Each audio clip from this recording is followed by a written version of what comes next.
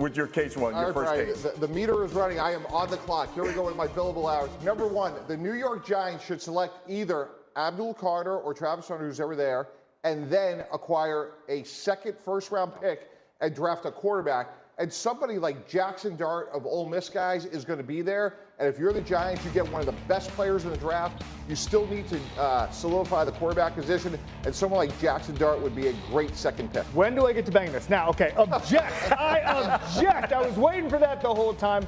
This is a really bad plan. There's a couple of things that are wrong with it. Number one is in this draft. Ward is one, Sanders is another. I agree with the first part of this about the top 3 picks, maybe an Abdul Carter, maybe a Travis Hunter. That part is sound, but to reach here and go with someone like a Dart, who I wasn't impressed with, like a Tyler Shuck, who was going to be 26 in September. Jalen Milroe has one of the worst catchable ball rates in the entire draft. There is not a deep class here. Don't do this if you're the Giants. Wow. Objection. Besides all that, I thought it was pretty good. Mike, sustained? Do I say sustained? Right. I don't even know what the terminology. You're the lawyer. I'm overruling the objection. Let's get to case 2. All right, despite what Mr. Clark just said, number 2, 4 quarterbacks will go in the first round. We talked about Cam Ward, Shedeur Sanders, Jackson Dart, and I believe Tyler Shugg out of Louisville, despite his age at 25 years old, will be the 4th quarterback taken.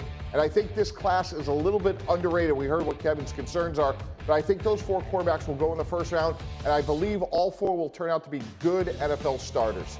Neek, what do you think? Yeah, I mean, I object. I think that a lot of those quarterbacks will go in the first round. Moving on to him saying that he thinks they're all going to be good NFL starters. When has that ever happened? Like, I mean, even we go back to the '83 draft, where we think is one of the best quarterback drafts in history. Quite a few of those quarterbacks were not turned out to not be very good. Like, it's never really happened that we have all the quarterbacks drafted turn out to be good. We often reach for quarterbacks because they're so valuable, and many quarterbacks go in the first round for reasons that are because the team is desperate, not because the player is all that great. Although, Neek, I got to say, 6 won in the top 12 last year, and I mean, it's early, obviously, but I think the initial signs are actually pretty encouraging for that group. Okay, let's make your third case then, Mike T. All right. You got one example, man. One example. Last year. All right, number 3, a team should trade into the top 10 for Shedeur Sanders. I think Shedeur Sanders is going to be a good NFL quarterback. I keep comparing him to Kirk Cousins, who's had a really good career. And I think part of managing the draft process, guys, is be opportunistic. This guy is tough. He's been sacked 94 times over 2 years. He's only missed 1 game, led the nation in accuracy. I know a lot of the balls were short, but when you're tough, smart, and accurate, you can win a lot of games with a player like that. Neek, what are your thoughts? Yeah, I object. I think that like a team like the Raiders in that situation should be looking to get a running back like Genty, or the Bears get a running back like Genty. I think anybody in that situation, if they have an opportunity to get a running back that seems almost untackleable, that's the guy you go with, and you don't mess around with trying to trade your way back in or out or be tricky in that situation. I'm keeping my gavel in my holster. I'm not objecting to this. You are right, Mike Tannenbaum. Shedeur Sanders can play. Ashton Genty is too high for the top 10. I'm not doing it. Mike T's right on this one. You know, you talked about Shedeur Sanders. By the way, Shedeur Sanders was in Pittsburgh yesterday for a visit with the Steelers. And he also got on the Up and Adams show with Kay Adams to talk about his visit with Mike Tomlin and the Steelers. Take a listen. Just how he is as a person, you know, just the values that the team has, and what he preaches from his staff down is similar to like my dad. Okay, if you were to give yourself like a grade on how it went, because it's kind of like a job interview, right? You want to make sure you like it, they like you. What grade would you give yourself? It was a 10. It was a 10. So he said the visit. Yeah. When has anyone said that their job interview? Yeah, I was going to say, who comes out of a job interview saying, I don't know, like a 3, I'm not sure. So what does the visit with the Steelers tell you?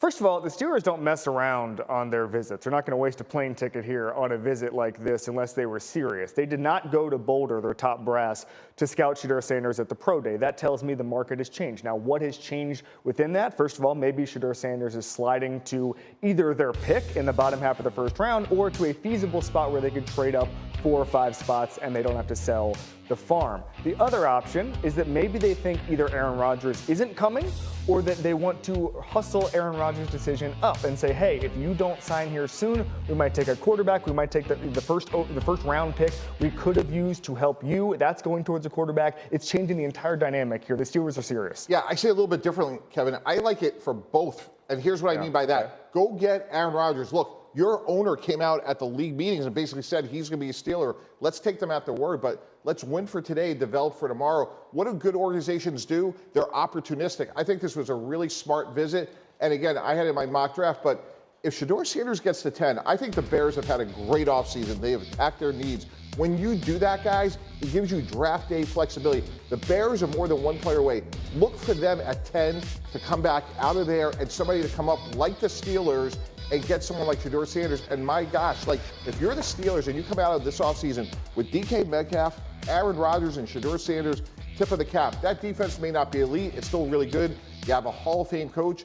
You win for today with Aaron Rodgers, and now you have Shedeur sitting waiting in the wings. I think that's an ideal result. Your Honor, no objection here. Yeah, I love that. Nick, your thoughts, because the Steelers picked there at 21. Should they trade up maybe in the top 10 to go get Shedeur Sanders? Yeah, I mean, I think it's a bit of a cop-out, but it always depends on what it costs to do so. I think that position is obviously the most important in the league, and they haven't had it figured out since Ben Roethlisberger. So throwing more resources at answering that question, I think, is a smart one, particularly if you don't have to, be tied to the rookie quarterback in the first season. So, again, we're all assuming Aaron Rodgers is going to be there. Adding Shedeur Sanders, giving you a year or two to see if he's the answer while he's at practice and training camp.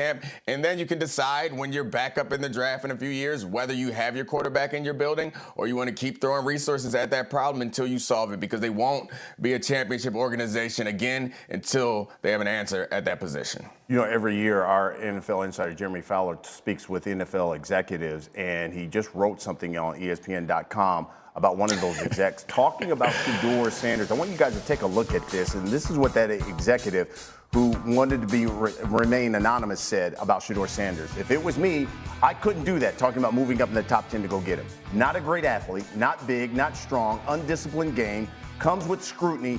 Is he going to be good enough, is what he said. Maybe Teddy Bridgewater, a fringe starter who makes good decisions, does some good things, but won't get you over the top. Is what this executive said about him. I guess first thing you think about when you hear that, Mike T. Right. You know, as Shannon Sharpe would say, that is complete bull jive. And let me tell you why. It pisses me off. You got somebody to say, put your name on it. This guy's a really good player who's accurate, he's tough, and he's helped turn around 2 programs. If you don't like him, put your name on it, or don't say, I can't stand that. And someone's going to get a really good player. Again, for the last 3 months, I said, this guy's Kirk Cousins. And guess what?